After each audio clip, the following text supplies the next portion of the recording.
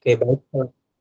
Selamat sore, Triza. Kali ini kita akan belajar kembali untuk materi kimia, di mana materi yang kita akan pelajarin itu adalah bab 2 tentang struktur atom dan juga sistem periode unsur. Itu ya. Kelihatan PowerPoint-nya? Saya memastikan Kelihatan, Pak. kembali. Oke. Baik, selanjutnya kita akan belajar struktur atom dan sistem periode unsur, di mana sebelumnya kita belajar tentang materi. Nah, kira-kira materi itu apa? Coba Tirza flashback lagi materi yang kemarin. Apa itu materi? Bisa dijawab? Mana, Kak? Apa itu materi? Definisinya ya? Iya, definisi dari materi.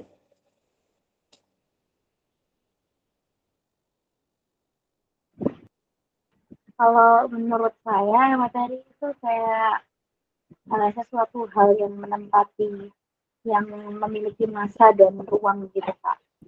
Bisa ada kayak zat Iya, tunggal sama zat campuran ya, Mas. oke, baik. Benar ya, materi itu adalah sesuatu yang menempatin ruang dan juga massa. Jadi kalau kita bisa bilang debu, kemudian speaker, kemudian kipas angin, buku, dan sebagainya itu masuk ke dalam materi. Ya. Jadi ada ruangnya dan ada yang massanya, ya kan, yang memiliki massa. Nah, sekarang kita akan belajar namanya teori atom. Ada teori atom Democritus, ada teori atom Dalton, ada teori atom Thomson, ada teori atom Rutherford, ada Bohr, sampai ke modern. Ya. Democritus. Untuk Democritus ini, dia mengatakan bahwasanya semua materi itu tersusun dari partikel kecil yang dapat terbagi lagi, yang tidak dapat dibagi lagi, yang disebut dengan atomos. Jadi dari filsuf-filsuf terdahulu, ya, terdahulu itu mengatakan bahwasanya atom materi itu tersusun atom. Oh, setiap apapun materi itu tersusun atas atom, di mana atom itu merupakan partikel terkecil yang tidak dapat dibagi lagi. Tapi kelemahannya adalah dia tidak menjelaskan lebih, maksudnya bentuknya itu seperti apa, di dalamnya itu ada apa aja dan sebagainya, tidak dijelaskan oleh Democritus ini. Mungkin bisa jadi juga dikarenakan ketidaktahuan mereka tentang teknologi yang canggih seperti saat ini juga, dan waktu itu masih masih perlu pengembangan deh, pemikirannya. Dan akhirnya kita tuh dia melihat gini, unsur terdiri dari partikel terkecil dan tidak dapat dibagi lagi yang disebut dengan atom. Jadi unsur itu partikel terkecil, terdiri dari partikel terkecil dan tidak dapat dibagi lagi. Misalnya unsur logam, yaitu aluminium, itu terdiri dari partikel yang tidak dapat dibagi. Nah, kemudian atom itu tidak dapat diciptakan dan dimusnahkan. Atom itu tidak dapat diciptakan dan dimusnahkan, dia bilang. Dan atom itu dari suatu unsur adalah identik. Jadi setiap atom-atom di dalam unsur tersebut tidak ada yang namanya berbeda dan semuanya sama. Dan yang terakhir, di teori Demokritis itu, senyawa terbentuk dari penggabungan atom dari dua jenis unsur atau lebih dengan perbandingan tertentu. Jadi senyawa itu terbentuk dari penggabungan atom. Misalnya atom Cl sama atom Na bergabung. Nah, dan atom itu dia bilang bola kejal. Nah, ini merupakan teori dari atom Dalton. Di mana teori atom Dalton ini uh, merupakan pengembangan dari Democritus tadi. Ya. Democritus hanya menyatakan bahwasanya materi hanya tersusun daripada partikel atom. Sedangkan Dalton menyempurnakannya. Ya. Kemudian kita lanjut dengan teori Thomson, di mana teori atom Thomson ini merupakan melakukan percobaan dengan sinar katoda, dan ketika melakukan percobaan dengan sinar katoda itu ditemukan partikel yang bermuatan negatif yang dia sebut dengan elektron. Jadi atom yang dia bilang itu adalah atom merupakan bola pejal, ya, yang bermuatan positif. Nah, di dalam atom tersebut elektron seperti kismis dalam roti kismis. Jadi elektron tersebar dalam atom tersebut seperti roti kismis, ya. Di dalamnya ada roti ditaburin kismis. Dan atom itu tidak bermuatan atau netral, dia bilang. Jadi atom itu tidak bermuatan, dia bilang. Nah, kemudian dilanjutkan dengan adanya teori atom Rutherford. Karena masih belum clear jelas, maksudnya belum jelas banget, teori-teori atom baik itu Dalton dan juga Thomson, hanya lahir kembali adanya teori atom Rutherford. Di sini merupakan percobaan Rutherford, di mana dia menembakkan lempeng emas dengan sinar alfa dan ternyata terjadi pembelokan juga. Ya. Nah, dengan demikian adanya inti atom dan itu tersusun dari inti atom. Atom itu tersusun dari inti atom, ya, ada proton dan neutron dan bermuatan positif, dan elektron itu bermuatan negatif yang mengelilingi inti. Kalau tadi Thomson cuma bilang pokoknya uh, elektron itu ada di dalam atom, dia seperti roti kismis nempel gitu. Nah, sedangkan ternyata percobaan Rutherford tersebut menemukan bukti bahwasannya dia itu merupakan atom, ada di dalamnya atom itu ada muatan positif dan muatan netral dan dikelilingi oleh elektron. Nah, lagi-lagi pernah dikelilingi oleh elektron ya. Bagaimanakah cara elektron tersebut mengelilingi inti atom tersebut atau yang bermuatan proton dan neutron ya? Sebagian besar volume atom merupakan ruang kosong, dia bilang. Nah, ternyata itu masih banyak kekeliruan sehingga lahirlah teori atom Bohr kembali. Atom Bohr ini menteorikan seperti ini, elektron itu mengelilingi inti atom dan pada lintasan tertentu yang stasioner yang disebut dengan kulit. Jadi setiap elektron itu bukan sembarangan dia mengelilingi atom. Ya. Dia itu ada kulit-kulitnya sendiri seperti planet gitu ya. Cuman bedanya kalau planet kan dia lintasannya satu aja. Nah, kalau ini ternyata ada beberapa elektron yang menghuni satu lintasan itu. Nah, elektron itu dapat berpindah lintasan apabila menyerap atau memancarkan energi. Lagi-lagi ini masih belum jelas juga bagaimana sih mereka bisa menyerap dan memancarkan energi, dan bagaimana kalau atom kecil, hidrogen dan sebagainya, itu tidak dijelaskan sehingga adanya teori atom modern. Dimana yang pertama Max Planck, dia menyatakan bahwasanya atom itu suatu zat hanya dapat menyerap atau memancarkan energi pada paket-paket gelombang tertentu yang disebut dengan kuanta. Dan ada Louis de Broglie yang menyatakan materi dapat bersifat sebagai partikel dan sekaligus dapat mempunyai sifat gelombang. Jadi materi itu dualisme partikel dia sebutnya. Yaitu dia bersifat sebagai gelombang, dia juga bersifat sebagai partikel. Ya. Nah, itu materi. Kemudian prinsip ketidakpastian Heisenberg bahwasanya akibat dualisme materi, letak dan kecepatan elektron tidak dapat dipastikan secara serentak. Jadi belum bisa dipastikan secara serentak ya untuk penentuan kecepatan elektron. Nah, kemudian ada persamaan gelombang Schrödinger. Nah, nanti akan kamu pelajarin kalau kamu ngambil jurusan kimia lebih lanjut di universitas, itu akan dipelajarin dengan persamaan Schrödinger, di mana persamaan gelombang itu digunakan untuk mendeskripsikan keberadaan elektron dalam atom yang dikenal dengan bilangan kuantum.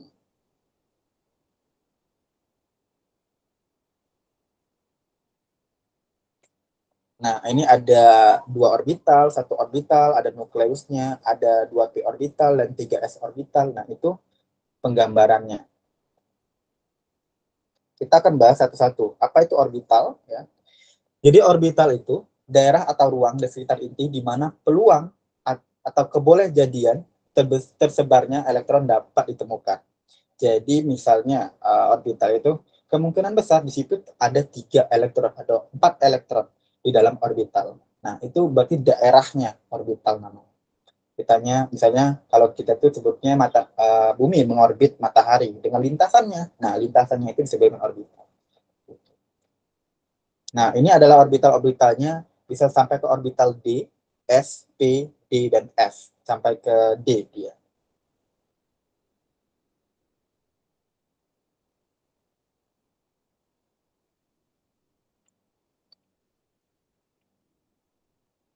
Nah, kemudian yang kita sebut, karena kita sentil tadi bilangan kuantum, jadi bilangan kuantum itu dibagi menjadi 4. Ada bilangan kuantum utama, atau yang kita lambangkan dengan N kecil. Ada bilangan kuantum azimut, yang kita lambangkan dengan L. Dan ada juga bilangan kuantum magnetik, yang kita lambangkan dengan M. Serta bilangan kuantum spin, yang kita lambangkan dengan S kecil. Nah, kulit, kalau misalnya kita tahu bahwasanya kulit itu dimulai dari K, L, M, N, O, P, Q. Misalnya kan, kulit pertama disebut kulit K, kulit kedua disebut L, kulit ketiga M, dan seterusnya. Nah, nilainya itu kalau kulit K itu 1, diurutin, N itu 2, L itu 2, M itu 3, dan seterusnya. Jadi dia ini akan menentukan besarnya tingkat energi suatu elektron yang mencirikan ukuran orbital. Jadi semakin tinggi nilai dari kulitnya, maka semakin tinggi tingkat energinya. Sedangkan L itu merupakan harga, ya. L itu merupakan harga, di mana harganya ini adalah untuk L sama dengan 0 itu sama dengan S. Kalau misalnya harga L-nya sama dengan 1 itu P, sedangkan L sama dengan 2 itu D, L sama dengan 3 itu F, dan seterusnya. Dia menyatakan sub tingkat energi atau subkulit yang menunjukkan bentuk orbital. Ya, kayak gini. Ada bilangan kuantum magnetik juga selanjutnya, yaitu bilangan yang menyatakan arah orientasi dari orbital di dalam ruang relatif terhadap orbital lain. Kalau misalnya kita bilang subkulit S itu cuma punya satu orbital, di mana dia hanya memiliki bilangan kuantum magnetik 0. Sedangkan untuk P itu merupakan 3 orbital yang dimulai dari magnetik min 1, 0, dan positif 1. 3 kan? Dan D itu ada untuk L-nya sama dengan 2, jumlah orbitalnya 5, dimulai dari min 2, min 1, 0, positif 1, dan positif 2. Dan F itu 3, ya, dimulai ada 7 orbital, berarti dimulai dari min 3, min 2, min 1, 0, positif 1, dan positif 2, dan positif 3. Dan yang terakhir adalah bilangan kuantum spin yang menyatakan rotasi elektron. Apakah dia searah dengan jarum jam atau tidak searah dengan jarum jam. S itu dapat mempunyai nilai positif setengah dan dapat dinyatakan dengan tanda panah ke atas. Itu dapat mempunyai nilai min setengah, dapat dinyatakan dengan tanda panah ke bawah. Bilangan kuantum spin tidak berhubungan secara langsung dengan 3 bilangan kuantum lainnya. Ya.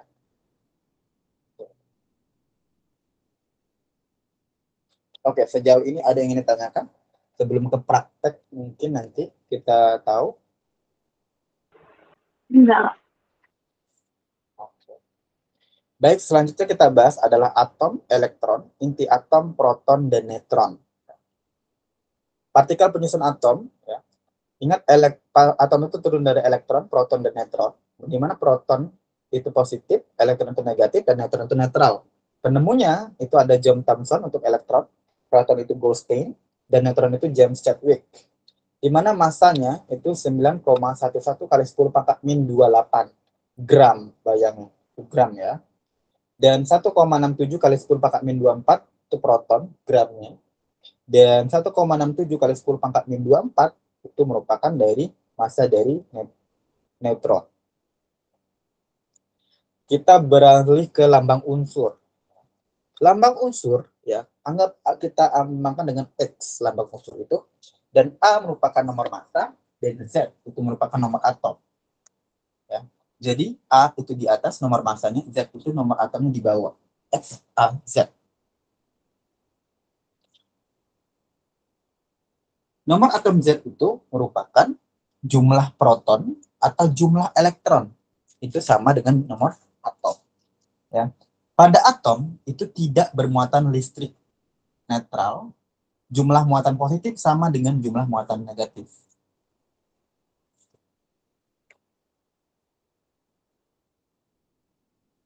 Sedangkan nomor massa, kalau atom terdiri atas proton dan neutron dan elektron, maka massa atom itu sama dengan massa P tambah dengan massa neutron atau tambah massa elektron. Ya. Jadi massa atom itu bisa jadi massa proton tambah massa neutron tambah massa elektron. Ya. Dengan demikian, nomor massa itu merupakan jumlah proton tambah jumlah neutron. Ya. Jumlah proton tambah jumlah neutron. Karena massa proton dan elektron itu dan sama, maka massa elektron itu dapat diabaikan.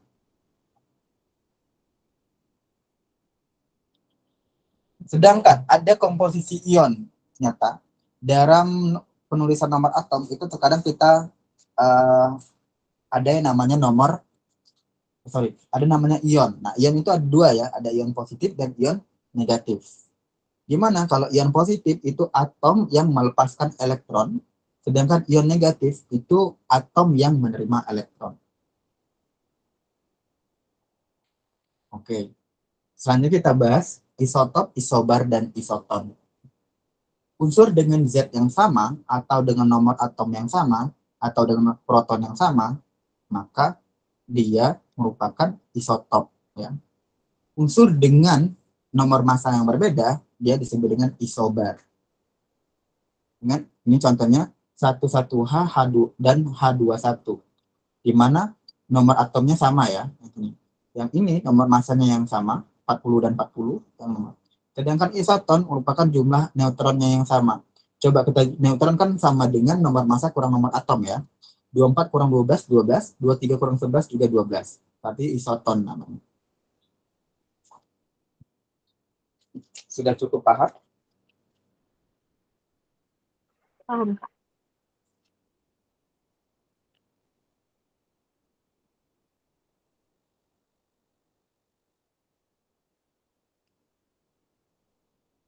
Nah, ini konfigurasi elektron berdasarkan kulit atom. Ya. Elektron itu mengelilingi inti pada lintasan kulit tertentu yang disebut dengan kulit tingkat energi. Ya, ada nama kulitnya KLMNOPQ. Ya.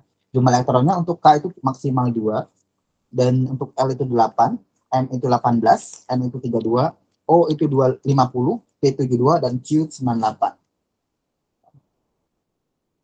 Nah, contohnya di sini Li 3, berarti jumlah elektronnya 3 ya.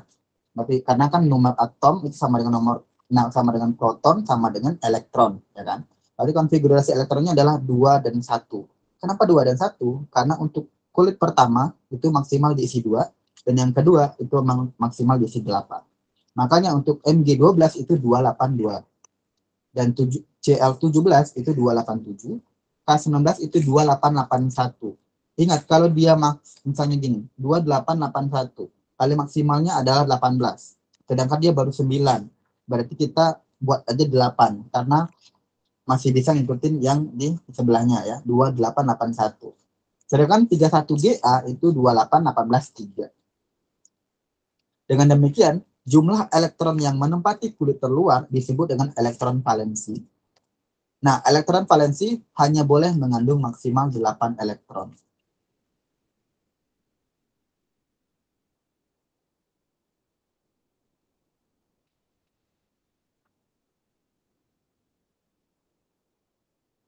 Oke, sekarang saya kasih tugas. Silakan kamu bikin, ya, nanti bisa chat aja di kolom chat, ya. Konfigurasi elektron dari unsur fluorin dan karbon. Silakan Triza. Fluorin sama apa, Kak? Karbon.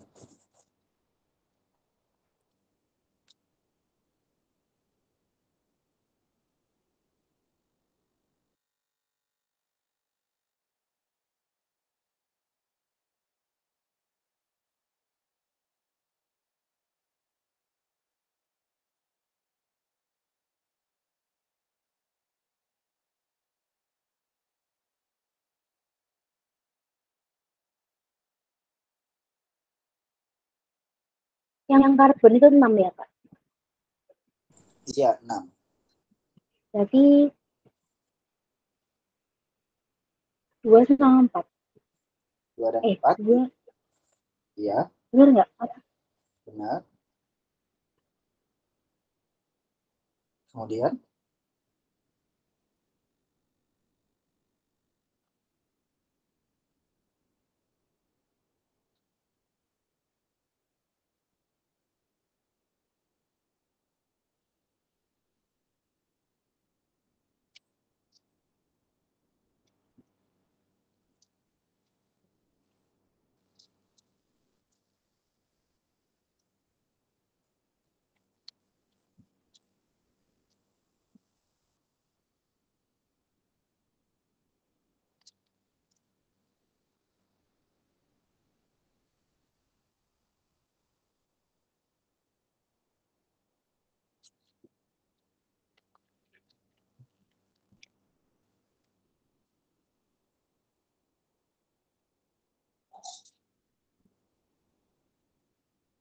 Kalau fluorin itu itunya berapa ya, Kak, totalnya? Saya nggak nemu soalnya di tabel berarti. nomor atom fluorin berapa?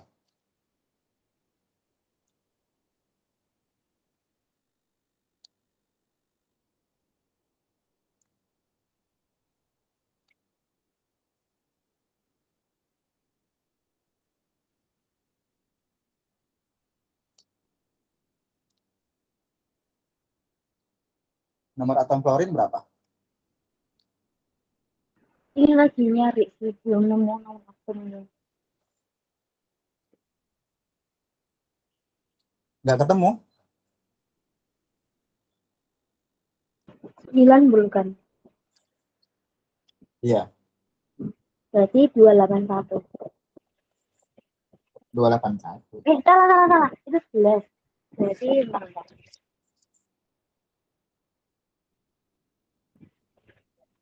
21, 2, 2, 7. 27. Oke, benar ya. Bukan 281 ya. Kalau 281 nanti jadi golongan 11. 1 ada.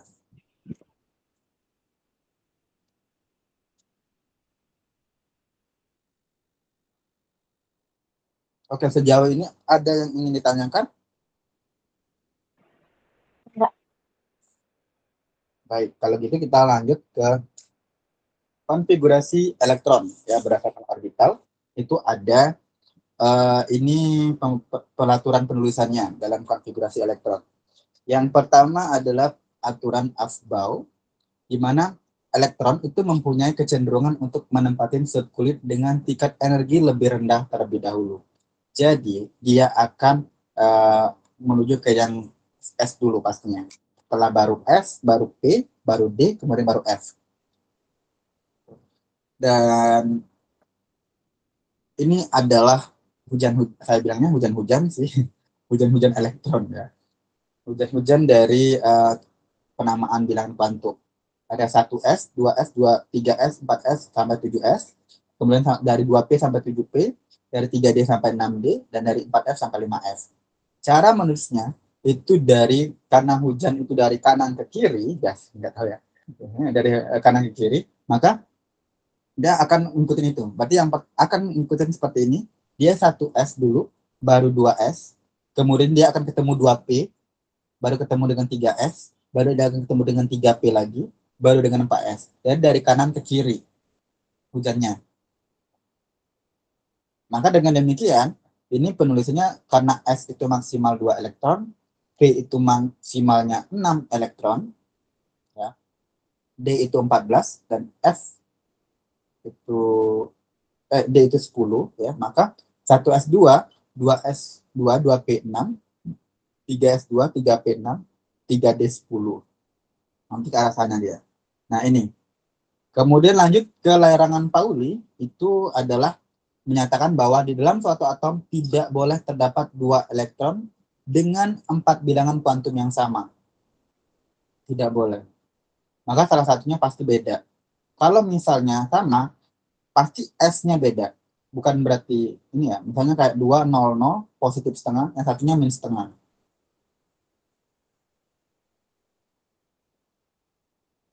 Sedangkan ada aturan Hahn ya, pada orbital yang memiliki tingkat energi yang sama, pengisian elektron dalam orbital dilakukan dengan spin sejajar terlebih dahulu dan setengah penuh. Ya, dia harus setengah penuh.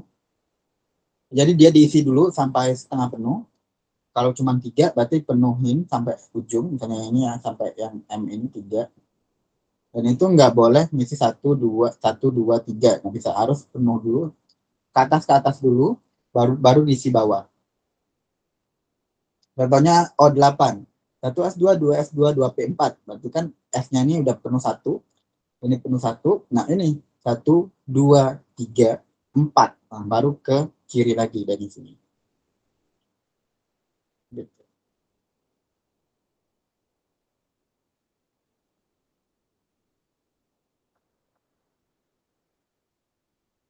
Nah, kemudian contoh penulisan konfigurasi elektron ya.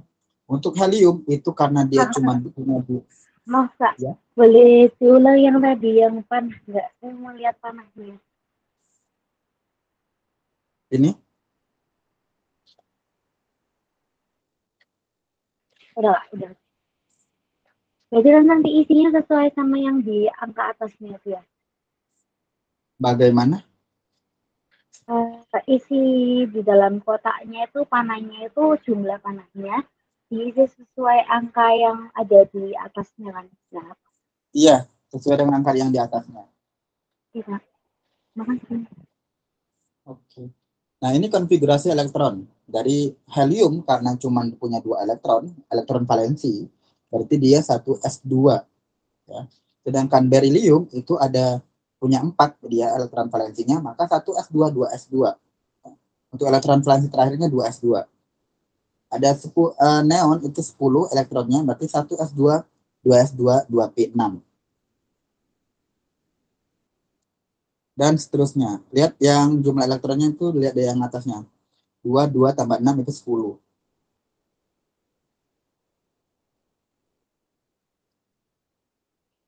Kemudian ada yang ditanyakan mungkin sebelum kita masuk ke sistem periodik unsur? Enggak. Selanjutnya adalah sistem periodik unsur, di mana perkembangan apa? Kan tadi kan ada ya dalam nah itu cara ngafalinnya gimana ya? Saya dari kemarin tuh nggak hafal-hafal gitu. Maksudnya? Ngafalin kayak 1S kuadrat, 2S kuadrat, 2p pangkat 6 gitu. Oh, yang pertama, kalau saya nggak pernah ngapal, yang pertama adalah harus banyak ngerjain soal. Nanti hafal sendiri. Intinya, kalau kita nggak mau ngapal, kita nulis aja. Tulis aja yang hujan-hujan tadi. Ya. Sebelum ujian tuh tulis ini dulu. 1S, 1, pokoknya ingat S itu sampai 7, P itu sampai 6, dimulai dari 2. Kalau D itu dimulai dari 3, nanti kita buat arsiran sendiri. Nanti akan tahu sendiri. Gitu. Pas ujian, itu nggak masalah kalau kita misalnya, yang penting kita udah tahu dulu konsepnya. S itu sampai 7, 2, P itu sampai 7 juga, D itu sampai 6, dan F itu sampai 5. Tapi dia mulai pasti nurun.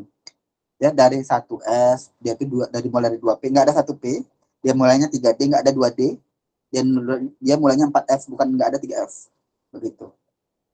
Tapi kenapa yang di ujian yang di panah keempat itu kan 3P, terus 3P pangkat 6, 4S pangkat 2 gitu ya.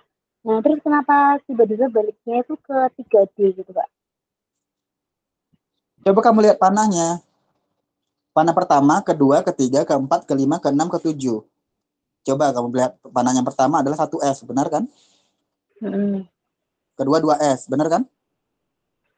Oh, berarti angkanya yang di panah itu sesuai sama hitungan satu dua Iya, tiga. dia nggak ada panahnya. Makanya saya bilang tadi ketika kamu ujian, ini yang kamu tulis, kamu tinggal ngasih panahnya, udah dapat. Coba yang setelah dia 2S ketemu apa lagi dia? Kenapa, Kak? Kalau dia 2S ketemu apa nanti selanjutnya? 2P, 2P. Kalau 2P dia ketemu apa lagi? 3S, Setelah 3S dia ketemu apa lagi? 3P, Setelah 3P dia ketemu apa lagi? 4S, Setelah 4S ketemu apa? 3D, Setelah itu? 4, 4P, 5S, 4B, 5P, 6S, 4, 4 apa itu, Kak? 4F. 4F, 5D, 6P, 7S, 5F, 6D, 7P. Dan seterusnya, ya kan? Dan selanjutnya kita cukup menghafalkan bahwasanya S itu maksimalnya 2 elektron, P itu maksimal 6 elektron, D itu maksimal 10 elektron, F itu maksimal 14 elektron. Itu doang. Makanya di sini tuh kalau sudah paham bagian ininya, kita udah tinggal ngisi nih. 1S2, 2S2, 2P6, 3S2, 3P6, 4S2, 3D10. Itu ntar. Oke, itu adalah pengalian trik kalau kamu misalnya susah untuk menghafalnya. Tidak disuruh menghafal. Yang penting kita paham konsepnya. Kalaupun nanti di ujian, kalau ada persoalan kayak ginian, tinggal ditulis aja dulu. 1S. Siapa yang ini kan nggak ada. Kita tahu konsepnya. Oke? Itu ya.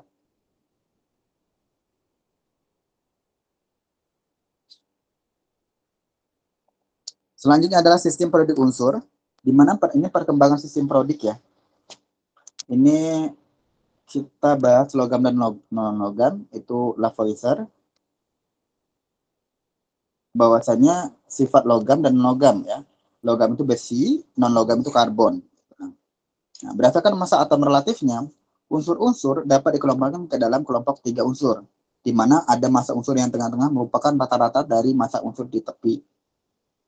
Schroeder-Dobereiner. Ini prinsip dari Schroeder-Dobereiner.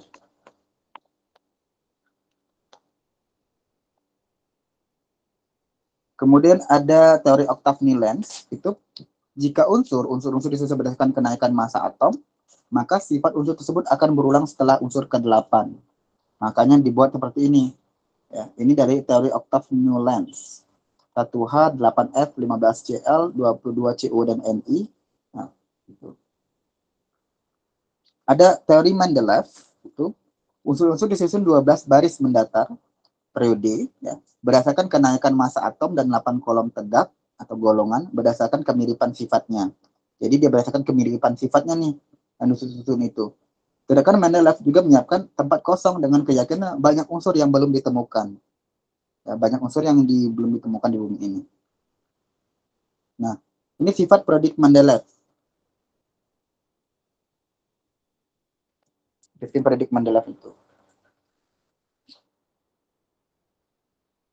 Kemudian HGJ Moseley itu membuat sistem periodik modern untuk menyempurnakan klasifikasi unsur Mendeleev, di mana unsur-unsur dalam suatu periode disusun berdasarkan kenaikan nomor atom, ya, dan unsur dalam satu golongan itu disusun berdasarkan kemiripan dalam sifat fisika ataupun kimia. Ya. Nah, ini disebut dengan teori atom modern. Dan inilah tabel periodik modern sekarang. Jadi ada periode itu yang mendatar, yang sedangkan golongan itu yang kolom.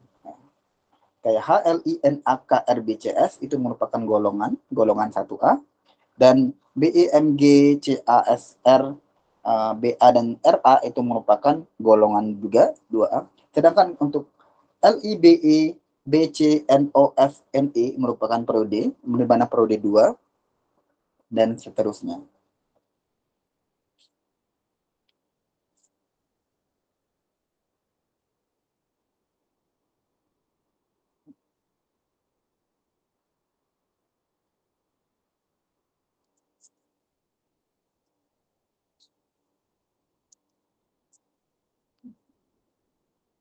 Oke, selanjutnya akan kita lihat penentuan periode dan golongan. Ya. Periode itu nomor kulit terluar.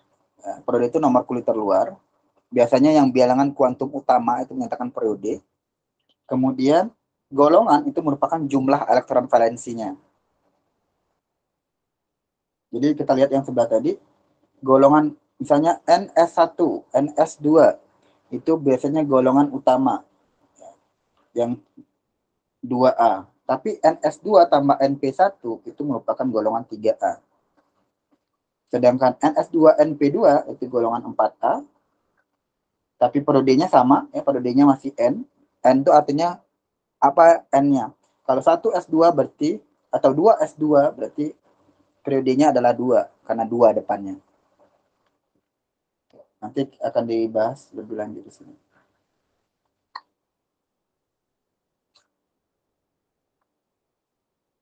Oke, sampai sini ada yang ditanyakan? Enggak. Dan ada yang namanya sifat-sifat keperiodikan, yaitu ada jari-jari atom, ada energi ionisasi, logam dan non-logam, keelektronegatifan, afinitas elektron, dan kereaktifan. Jari-jari atom itu merupakan jarak dari inti atom sampai kulit terluar yang ditempati elektron. Sampai ke elektron valensinya, itu berapa. Nah, biasanya ini untuk jumlah kulit itu bertambah, maka jari-jarinya bertambah makin besar. Ya, jumlah kulit itu bertambah, maka jari-jari makin besar. Jadi dari atas sampai ke bawah itu jumlah jari-jari atomnya semakin meningkat. Sedangkan dari kiri ke kanan itu semakin sedikit, ya, atau semakin kecil. Nah,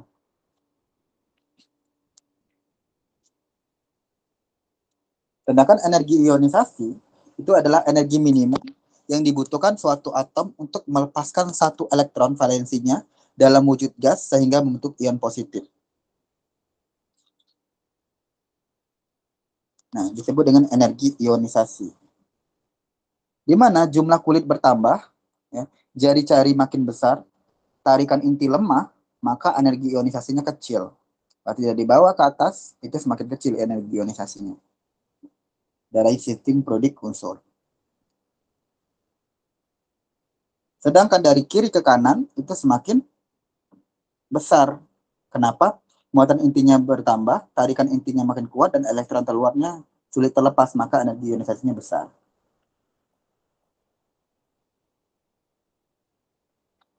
Selanjutnya adalah afinitas elektron, di mana energi yang dihasilkan oleh suatu atom apabila suatu atom menerima elektron valensi dari atom lain sehingga terbentuk ion negatif. Nah, untuk afinitas elektron, ini sama, dari atas ke bawah kecil, dari kiri ke kanan besar. Dari sistem periode unsur ya.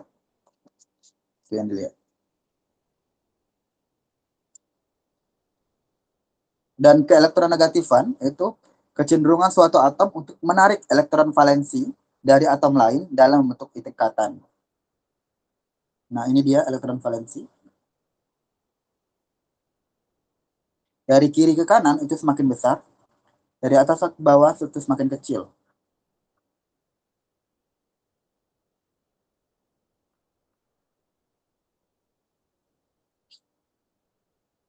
Dan sifat logam dan non-logam. Nah, logam itu merupakan konduktor, ya pastinya konduktor panas, warnanya mengkilap dan keras dan ulet. Golongan, dari atas ke bawah itu sifat logamnya bertambah, sedangkan non-logam itu dari kiri ke kanan itu semakin berkurang sifat non-logamnya. Sifat logamnya, sedangkan sifat non-logamnya semakin bertambah. Non-logam itu dia non-konduktor dan titik didih dan titik lelehnya rendah. Itu non-logam. Lalu ada kereaktifan. Kereaktifan itu adalah kereaktifan yang bertambah kalau dari atas ke bawah dari sistem periode unsur, sedangkan dari kiri ke kanan itu berkurang.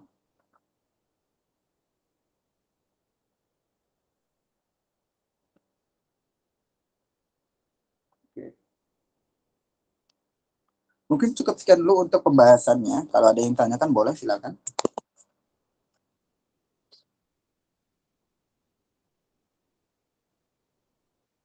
Riza? Enggak, saya mau nanya. Kalau nggak salah, di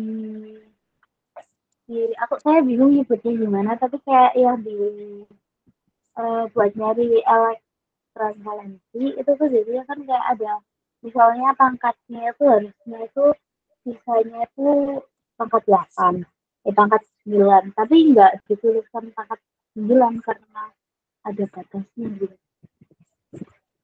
Maksudnya? Bentar, saya cari dulu ya. Ya, boleh.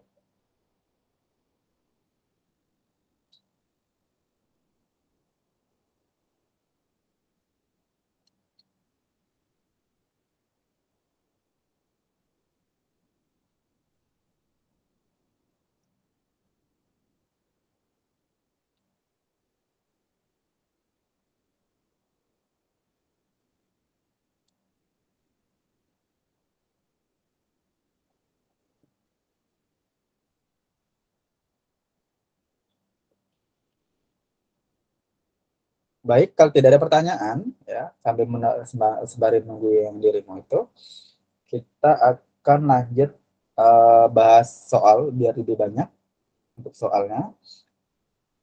Kelihatan 1 dan 2.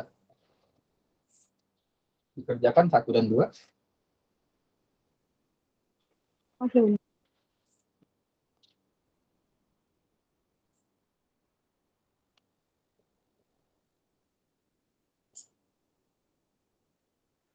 Kak, itu bisa tolong dibesarin nggak, Kak? Apa? Dibesarin. Kurang? Udah? Sudah cukup, cukup. Terima kasih. Ya.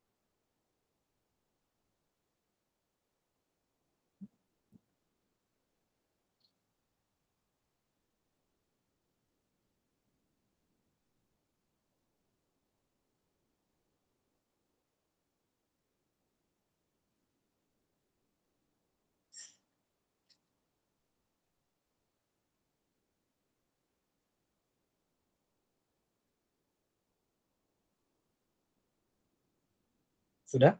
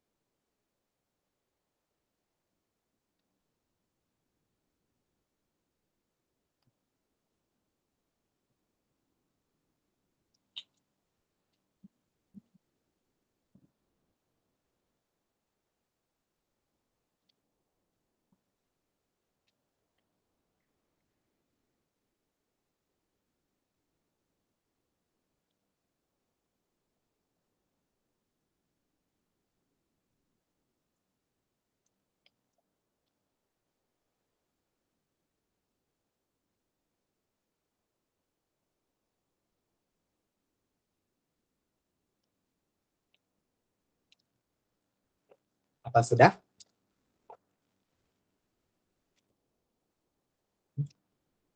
Biasanya mana?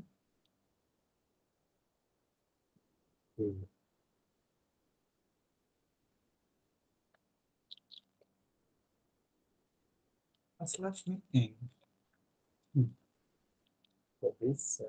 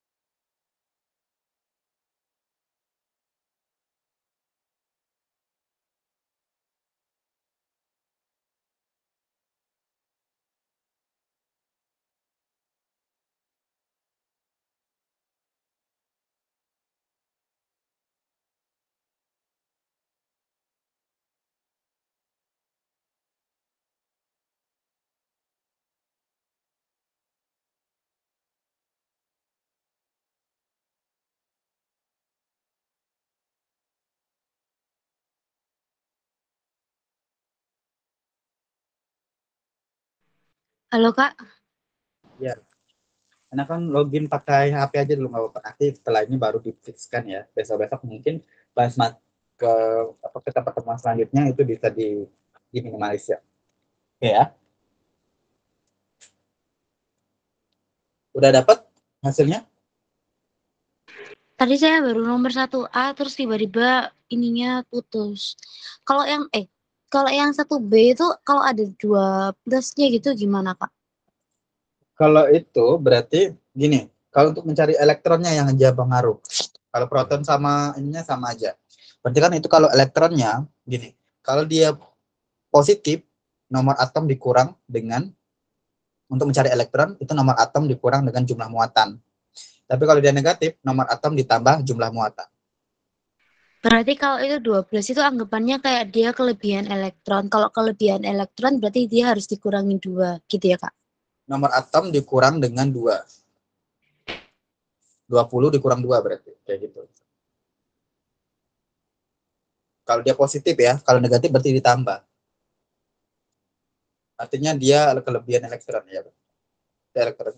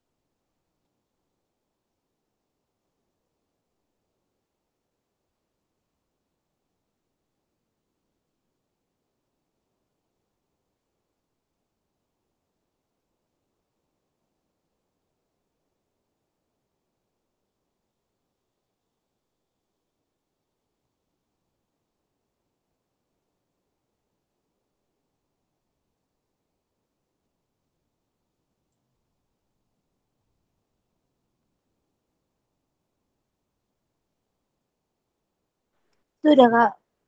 Sudah? Oke, coba nomor 1A kira-kira jawabannya apa?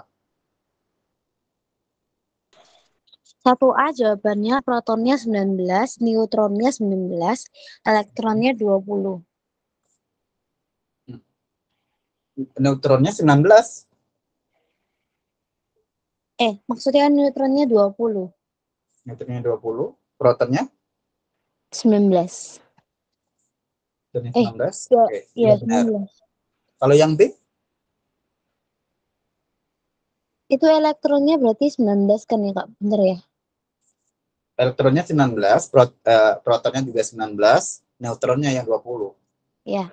Terus kalau yang B itu protonnya 20, neutronnya 20, elektronnya 18. Oke, yang C? Yang C protonnya 34, neutronnya 45, elektronnya 32. 3. 36. Oh, 32, 36. 36. Karena dia negatif ya. Mm-mm. Oke, sekarang nomor 2, tentukanlah Hmm. golongan, nggak segolongan sih, nggak segolongan aja ya. Kita coba cari dia ini apakah, oh maksudnya golongan isotop, apakah isoton apa isobar, maksudnya gitu. Kan golongan dalam periode bukan. Kira-kira dia isotop, isoton, atau isobar? Ini saya bacain jawaban saya ya, Kak. Hmm? 2A itu isotop, Hmm? 2B isobar, Hmm?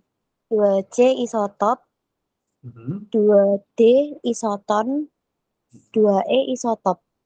Oke, satu lagi tambahan. Nah, ada namanya isoelektron. Isoelektron itu adalah di mana elektronnya yang sama. Itu aja. Paham ya? Paham, Kak? Oke, silakan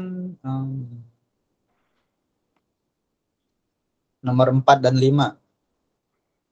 Konfigurasi elektronnya dan juga golongan dan periode dari atom-atom berikut.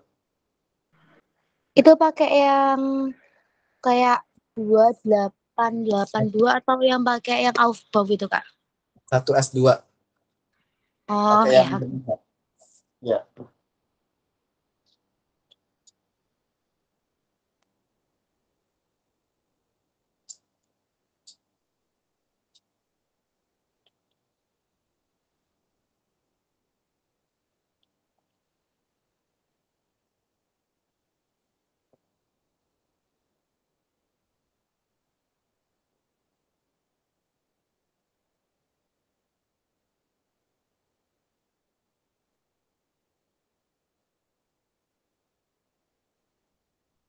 Kita berarti 4 pertemuan ya.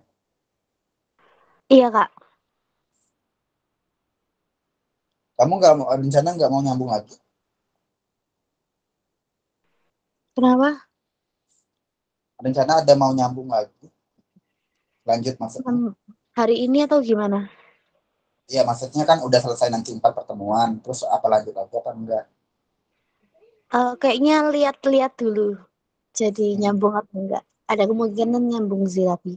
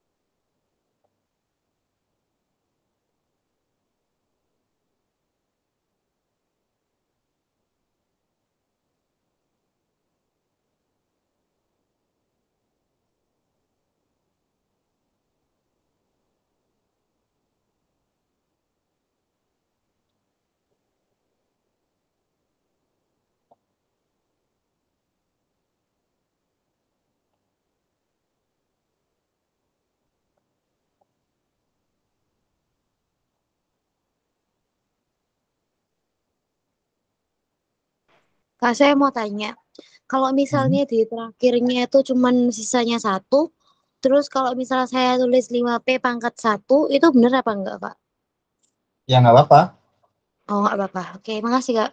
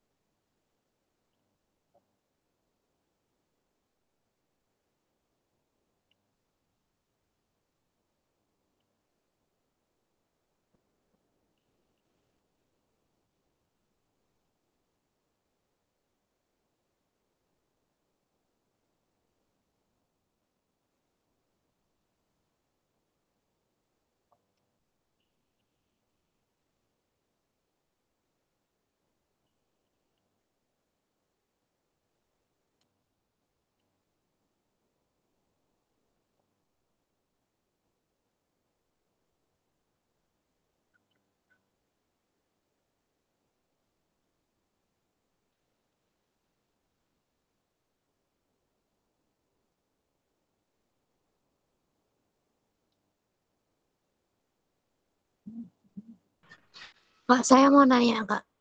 Ya. Yang 5B itu kan saya kan pakai AR, terus 4S pangkat 2, 3D pangkat 10, 4P pangkat 1. Berarti golongannya itu yang mana ya, Kak, golongannya? Golongan itu Pangkatnya cuma pangkatnya, tapi kenapa? paling kalau dia S sendirian itu dia langsung golongan A. Kalau dia S ketemu dengan P, maka dia golongan A juga. Kalau S ketemu dengan P, dia golongan A. Kalau ini sambungannya kan ini kan SDP itu. Coba lihat apa ininya, konfigurasinya. Coba. Kenapa? Coba sebutkan konfigurasinya atau gimana. AR, terus 4S pangkat 2, 3D pangkat 10, 4P pangkat 1. Nah, berarti dia tuh S ketemu dengan D, bukan S ketemu dengan P. D-nya udah penuh ya? D-nya udah penuh 10. Oh, S-nya berarti juga. S ketemu dengan P dia. Berarti 4S2 sama 5P ya? Apa 4S2 4P1? Ini saya 4S2 nulisnya 4S2, 3D 10, 4P1. Berarti nah golongannya yang dihitung itu 4S2 sama 4P1 gitu, Kak. iya, ya itu dia. Oh, berarti golongannya 3A. Periodenya berapa? Kenapa? Periodenya berapa? Suaranya nggak jelas, Kak. Periodenya berapa? Bentar.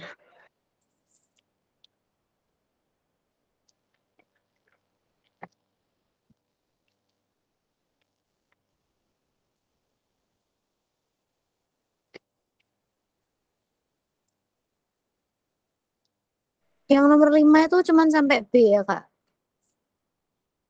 Sampai C. Oh, iya.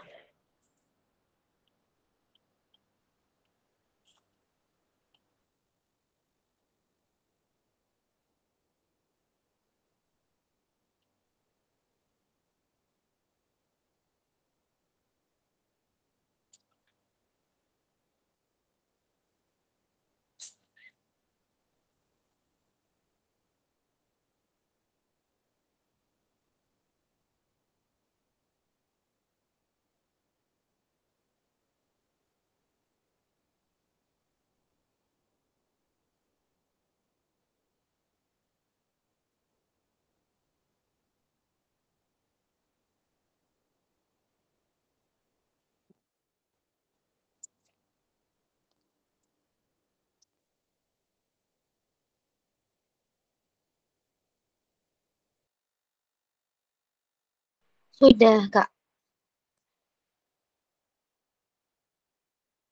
Bisa disebutkan? Dari nomor 4 ya. Yang nomor 4 itu hmm, Mulai satu dari satu S. S. Ya. Kenapa? Mulai Satu dari S satu S. pangkat Ya. 1S pangkat 2, 2S pangkat 2, 2P pangkat 6, 3S pangkat 2, 3P pangkat 6, 4S pangkat 2, 3D pangkat 10, 4P pangkat 6, 5S pangkat 2, 4D pangkat 10, 5P pangkat 1. Pas 49. Kenapa? Pas 49. Jumlah elektronnya pas 49 ya. Iya, Yang B,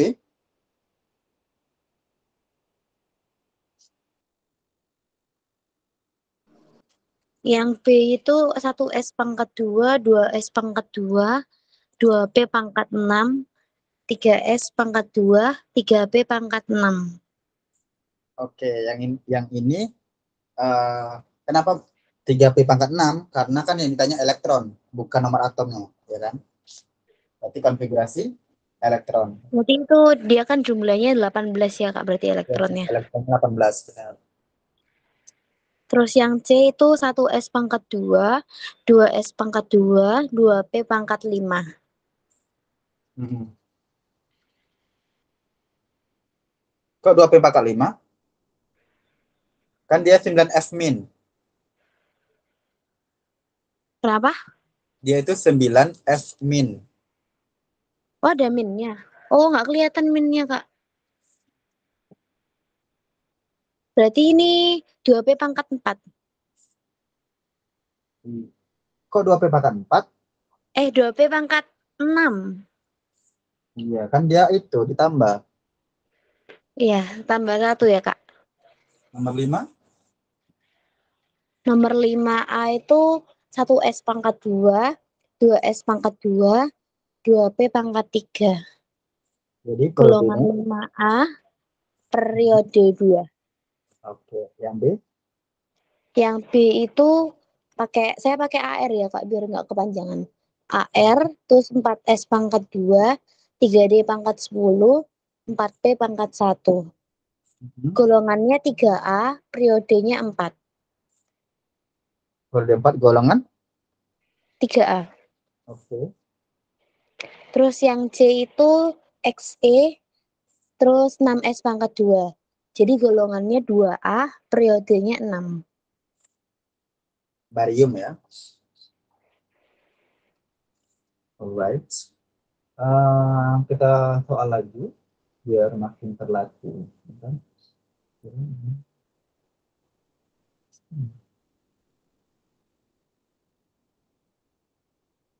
Saya kirimkan soalnya ke WA ya.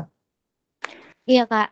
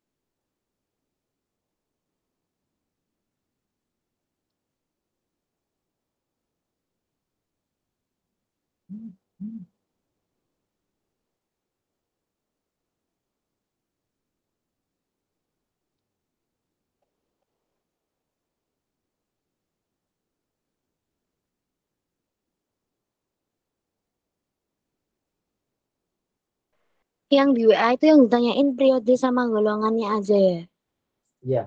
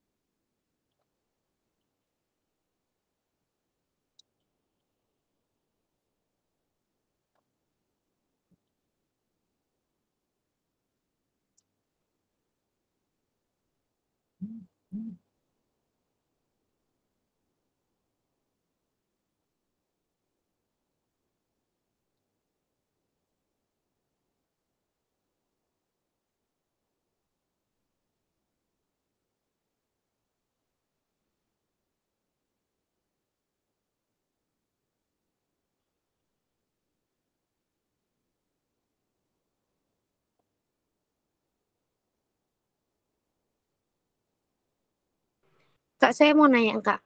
Itu kan Hmm. kalau misalnya 28 itu kayak yang 3D pangkat 8 sama 4S pangkat 2 itu dibalik ya, Kak? Sama kakaknya. Dia nanti akan ketemu dengan S dengan D karena P-nya udah penuh. Dia S ketemu dengan D bakalan. Berarti dia 4S2 3 di 8.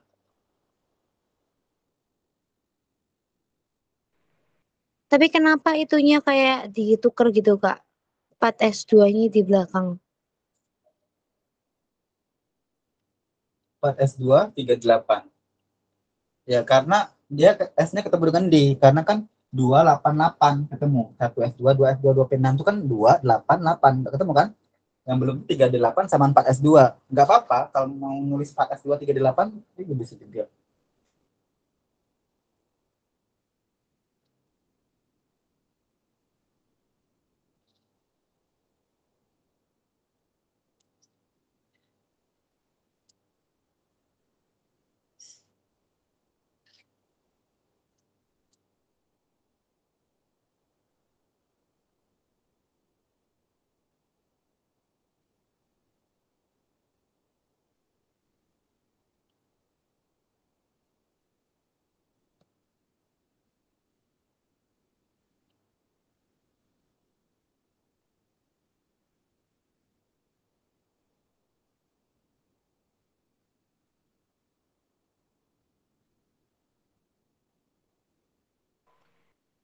Golongannya berarti golongan 8B sama periode 4. Iya. Lagi? Bentar ya. Ini soalnya. Drop selesai. Hmm.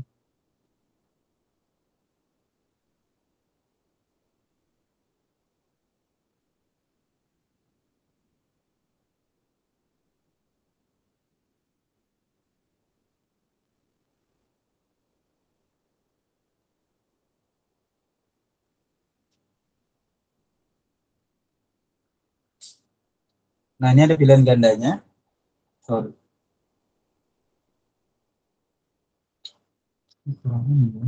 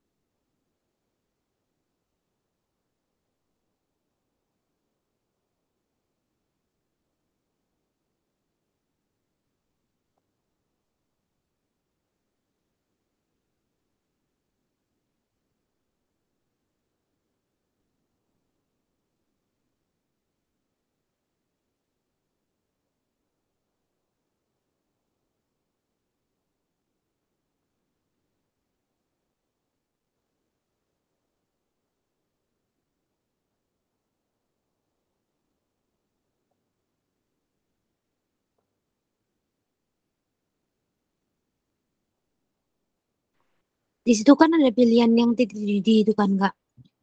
Yang Hmm. titik didih itu gimana ya Kak? Gimana? Kan Titik yang didih? pilihan A itu kan ada kayak pernyataan tentang titik didih. Nah itu Ah. titik didih itu gimana caranya? Kalau titik didih, ingat tadi ya, titik didih, titik leleh, paling tinggi itu berada di sebelah kiri dalam sistem produk unsur.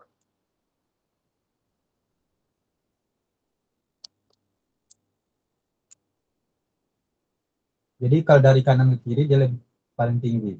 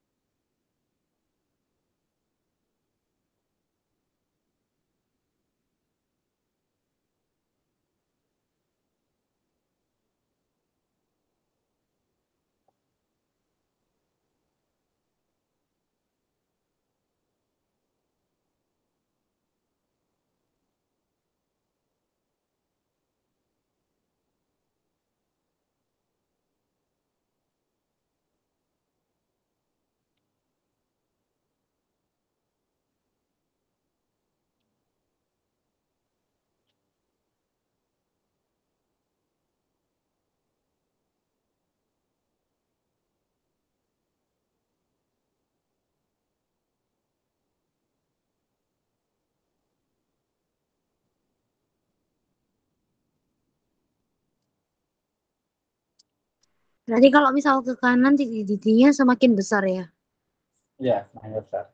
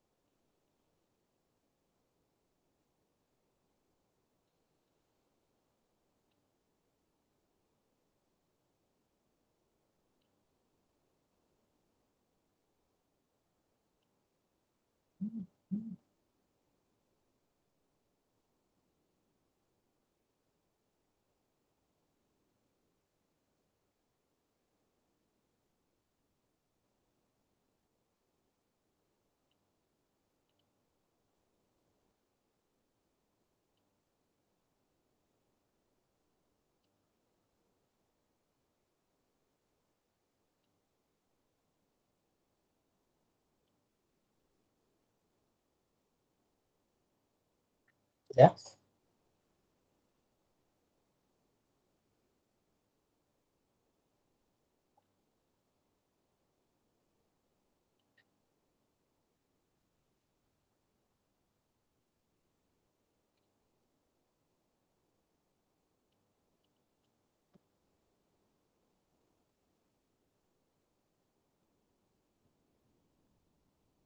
Bagaimana? Sudah?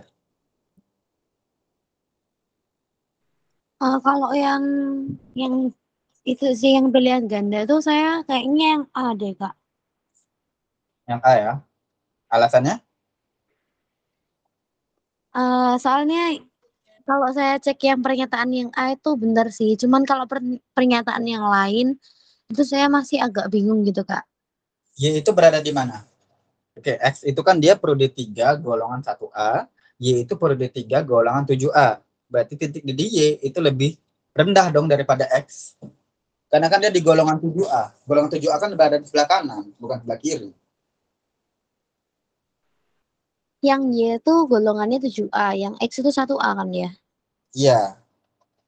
Kan berarti dia berada di sebelah kiri kan, yang X itu, yang Y kan sebelah kanan.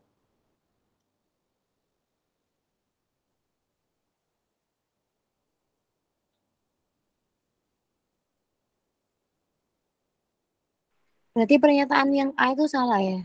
Salah.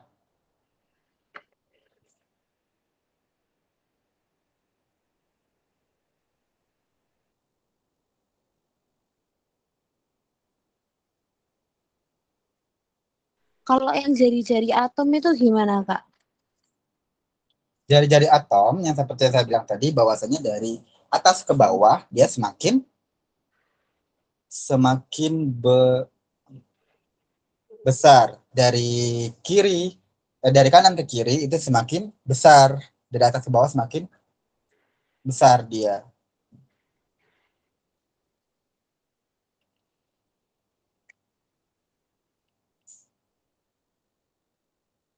Gitu. Nah, pokoknya yang sebelah kanan itu biasanya yang sifat, yang perlu kamu ini, yang sebelah kanan itu sifat logam, sifat non logam, ke elektronegatifan.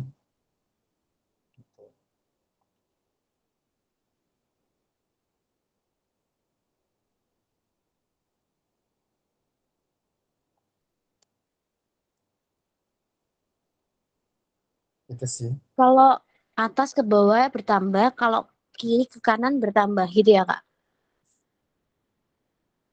Kanan ke kiri. Oke, sekarang sistem produk insur itu kan ada yang kanan, ada yang kiri kan? Itu kan. Sekarang yang kanan aja, yang kanan nih, biar aku kasih tahu konsep yang enaknya. Sekarang gini, aku lihatin sistem produk unsur. Sistem produk unsur.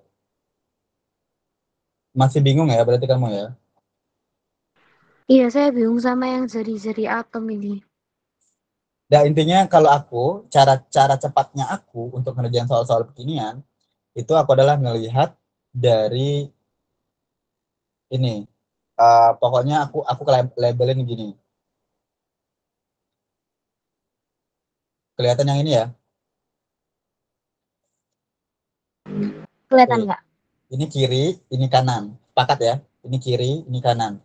Yang H L I N A K ini kiri, bagian kiri, ini H E N E A R K R yang sampai ke bawah, ini sebelah kanan. Bukan yang ini kanan, yang kiri. Pak, sepakat ya? Iya Kak. Kanan itu yang besar cuman yang pertama. Kamu bisa catat elektronegatifan, afinitas elektron, sifat non logam gitu. Oke, sifat non logam udah, ke elektronegatifan, sifat non logam. Pokoknya ya bagian negatif-negatif gitu, biasa afinitas elektron, ke elektronegatifan, sifat non logam. Nah, Sedangkan kalau yang kiri itu tuh jari-jari atom, jari-jari atom, sifat logamnya, yang itu. Jadi, dan masih sebenarnya mas, tadi kan kita banyak ya apanya yang ada 6, salah itu. Babnya itu ada 6, di mana ngebahas tentang struktur atom. Kan? Sampai ke tadi ada bahasan.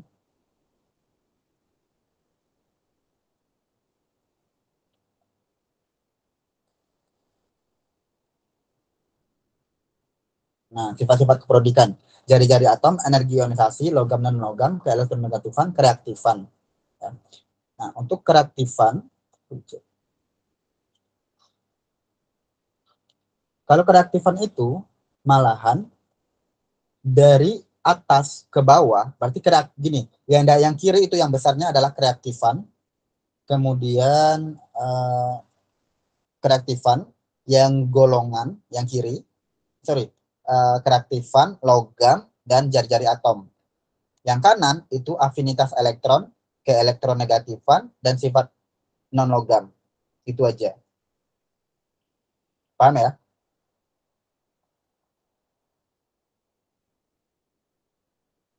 Paham nggak nih?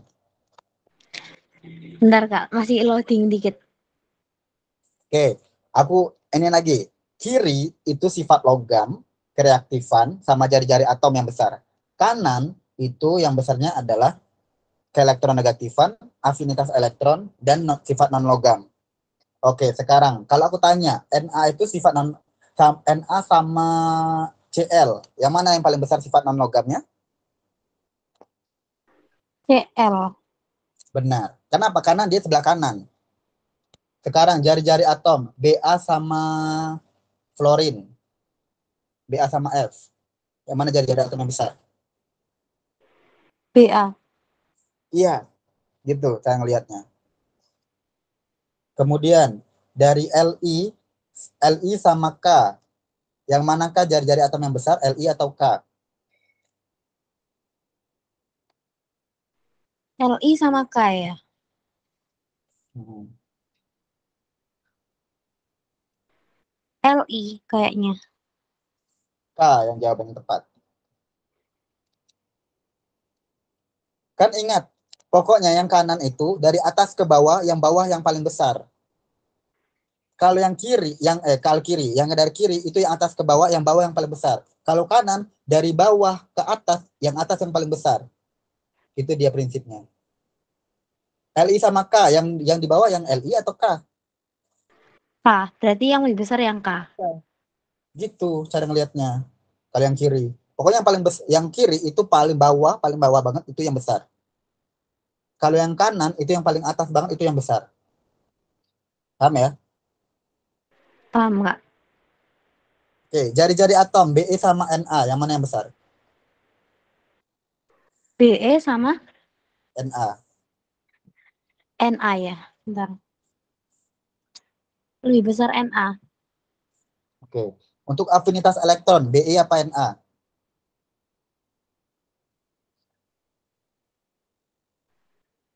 NA. Be atau Na afinitas elektron?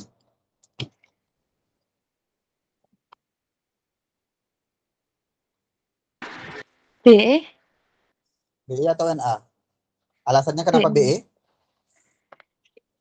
Soalnya kalau yang di atas berarti yang lebih besar. Yes. Dan dia juga mengarah ke kanan. Kananan Be atau kananan Na? Pertanyaan aku. Kananan Be Yang kan? BE. Iya. Itu cara ngelihatnya. Mana yang paling kanan? Nah, itu dia pokoknya bagian kanan itu tadi kuncinya. Kanan afinitas elektron ke elektronegativan dan sifat non logam, kiri kereaktifan, sifat logam dan jari-jari atom. Itu doang. Setelah itu kita paham sendiri nanti.